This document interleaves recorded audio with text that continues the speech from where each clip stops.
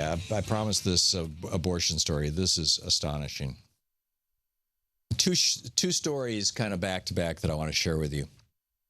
There is a woman in Tennessee. Her name is Anna. I'm not going to lay out her last name, although it's in the article that's over at, where did we see this? Vice.com. 32-year-old woman living in Tennessee who sat in a water-filled bathtub and forced a coat hanger into her womb in an attempt to end her pregnancy. She started bleeding uncontrollably. Her boyfriend took her to the hospital. She delivered an injured but live premature boy. Today, she is scheduled to be arraigned on, and he's since been adopted. Today, she's scheduled to be arraigned on 3 separate felony charges, according to court records. Now, this was November 28th. That is 2 days ago. They are charging her, and this is the amazing thing. They are charging her, let's see here.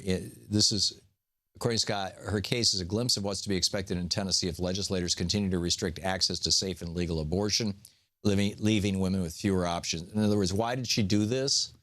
Because it's not easy to get an abortion in Tennessee. There's a 48-hour abortion waiting law requiring women seeking abortion procedures to go to the clinic for a mandatory in-person counseling session before returning home for 48 hours to reflect on their choice. Because we all know, women are just not smart enough to think about these things for themselves. And they're so immature and so emotionally unstable that, men have to, the male doctors and whatnot, and the men in their family have to sit them down and hold their hand and counsel them because, as any of the great male legislators in Tennessee and even some of the female Republicans will tell you, women are just, hysteric, right?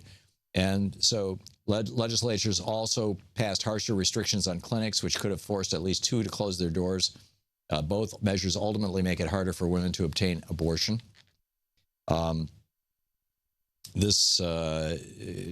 she's being charged. She's in jail on a $200,000 bond, has been since last December. She was initially charged with attempted first-degree murder. Now they are prosecuting her. Melton moved to dismiss the case. He said, self-induced abortion as attempted murder, quote, makes every pregnant woman vulnerable to arrest and prosecution if she is perceived to have caused or even risked harm to a human embryo or fetus, and the prosecution is absurd, illogical, and unconstitutional. But earlier this month, a grand jury instead indicted her on new felony charges of aggravated assault with a weapon, that would be the coat hanger, attempted procurement of a miscarriage, that would be picking up the coat hanger, and attempted criminal abortion. That would be doing it yourself. Okay, so that's that story. Now, Amanda Marcotte, and that's, that was from 2 days ago. Amanda is writing over at salon.com. In early July, she's talking about Texas. Now, that was a story from Tennessee I just shared. This is Texas. In early July, state health officials quietly proposed new rules requiring what amounts to funeral arrangements anytime a woman loses or terminates a pregnancy outside of her home.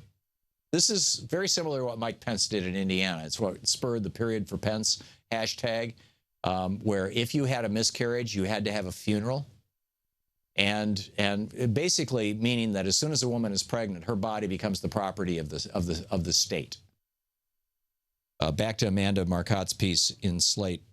She says this is going into effect. It will be live before the end of the year, this law. Quote, this is the Texas Tribune. Despite intense outcry from the medical community and reproductive rights advocates, the state will prohibit hospitals, abortion clinics, and other healthcare facilities from disposing of fetal remains in sanitary landfills, instead allowing only cremation or burial of all remains, regardless of the period of gestation. Even when the embryo is so small as to be invisible, said David Brown, a staff attorney for the Center for Reproductive Rights, the doctor or healthcare provider will still have to treat it like a dead person and hold some kind of burial or cremation for it. If you have a menstrual period that is 2 weeks late, which is probably a spontaneous abortion, somewhere between half and 3/4 of all pregnancies end up, just disappearing. And most women don't even know that they were pregnant. They're just a week or two late for their period.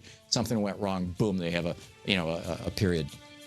If that's the case, and anybody finds out about it and calls the police in Texas, if you don't have a funeral, then you're in deep trouble. By the way, if you miscarry at home, you're exempt from the law. What does that mean? It means women are going to stop going to health clinics when they think they're pregnant. This is dangerous, dangerous, patronizing stuff. You're listening to the Thom Hartmann program.